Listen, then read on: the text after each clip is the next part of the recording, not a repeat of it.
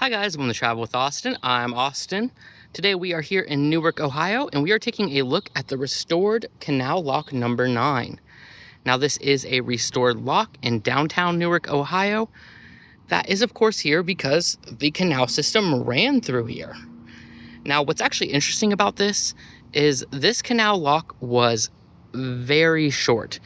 It was only 4 feet deep, which is a lot shorter than pretty much any other lock we have looked at on this channel. Now, they did take great pride in restoring this. You can even see the lock gates that they restored here. And then on the end, even though we don't have restored lock gates itself, we do have a painting showing what they would have looked like and a view of what it would have looked like back when this was in operation.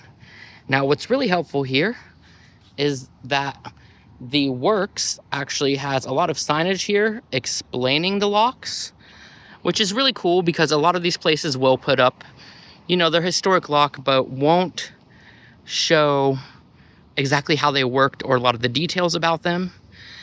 So we're gonna go ahead and take a look. So here is how one of these locks actually works.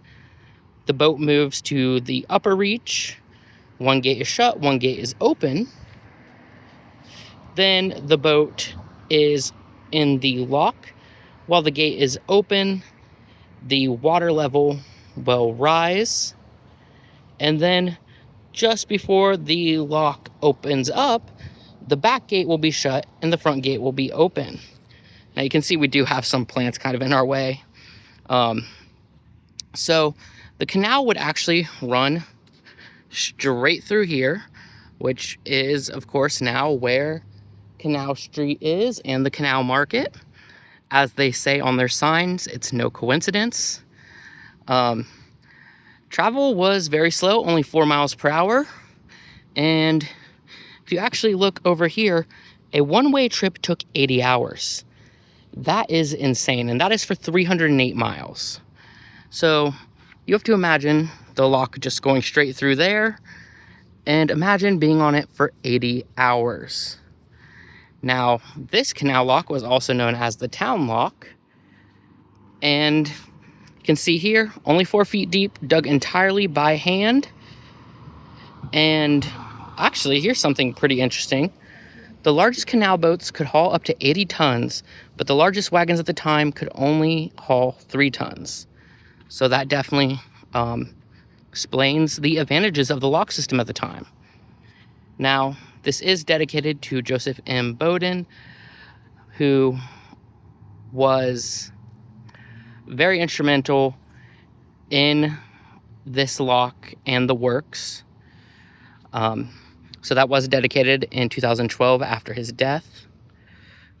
So let's go ahead and go down here and take a look at the lock area. And while we're walking down here, you can see the works is literally right across the street. And we do have an Ohio historical marker here. If you want to pause to read that, you can. I do see it does talk about the interurban service, which I have talked about before. That is the Blackhand Tunnel, and also help the Buckeye Lake Amusement Park. And this building actually has a map of the canals, of the Ohio and Erie Canal, and I think that it has both the major cities marked, and it looks like it does have the canals marked.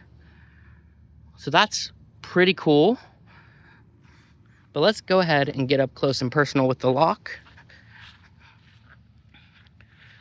So here it is. Got nice gravel lining it. I do think it is filled in a little bit. I don't think that's 4 feet. Maybe it is.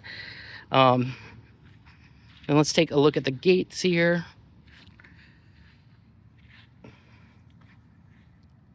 Really cool. And then before we end the video, let's just get a better look at the mural, because this is really beautiful.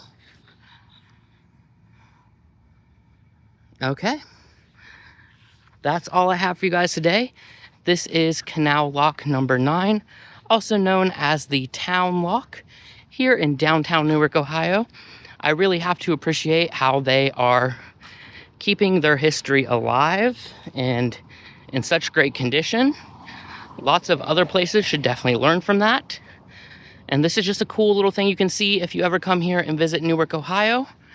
And the Works is right across the street, so you can give the Works a visit too. Anyway, that is all I have for you guys today. Thank you so much for watching, and I will see you guys next time with a brand new video.